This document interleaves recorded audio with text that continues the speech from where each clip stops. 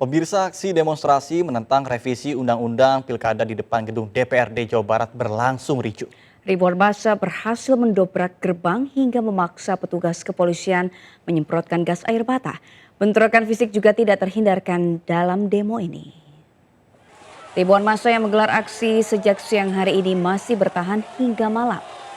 Massa semakin bertindak anarkis dengan melemparkan batu, botol, hingga petasan ke dalam gedung DPRD Jawa Barat yang dijaga ketat polisi. Massa juga sempat mendobrak pintu gerbang masuk DPRD Jawa Barat hingga jebol.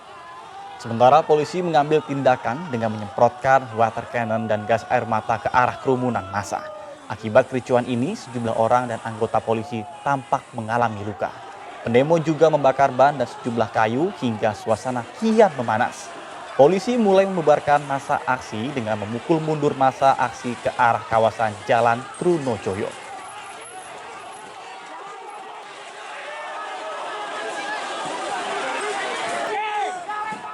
Sementara itu, aksi unjuk rasa di gedung DPRD Provinsi Jawa Tengah Senin siang juga berlangsung ricuh.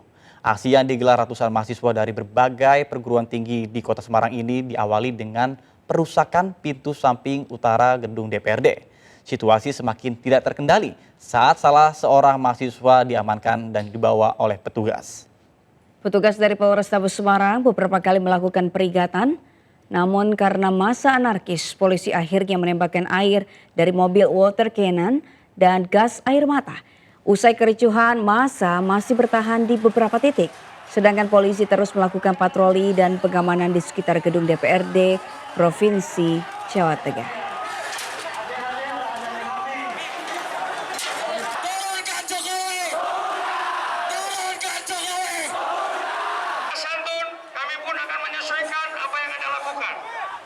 Demo di depan gedung DPR berlangsung hingga Kamis malam. Pendemo akhirnya dibubarkan oleh polisi. Dan berikut laporan reporter Bayu Pradana dari depan gedung DPR tadi malam. Pemirsa, usai aksi penolakan revisi Undang-Undang Pilkada 2024, pihak kepolisian masih terus mengamankan sekitar kompleks gedung DPR Senayan, Jakarta. Saya bersama dengan juru kamera Rizky Solehudin akan menunjukkan pada Anda sedikit suasana dari arah Slipi yang ada di belakang saya, di mana usai tadi berbagai upaya yang dilakukan oleh pihak kepolisian untuk memukul mundur massa. Masih ada sejumlah oknum yang masih mencoba untuk melempar batu dan juga petasan serta benda lainnya ke arah gedung DPR Senayan, Jakarta. Meski demikian, kami harus katakan ini adalah oknum dikarenakan mahasiswa yang mayoritas adalah massa pada aksi ini sudah kembali sejak sore hari, pemirsa.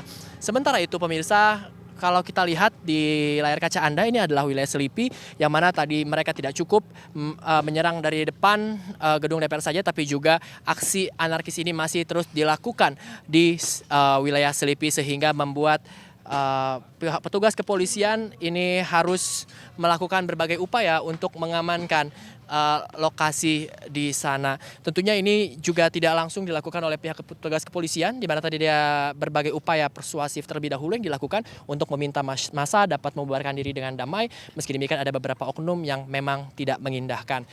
Meskipun demikian, tadi massa juga sudah diterima oleh pihak DPR dan melakukan dialog, dan tadi DPR telah memberikan statement melalui Sufmi Dasko bahwa DPR akan mengikuti putusan MK dalam Pilkada 2024.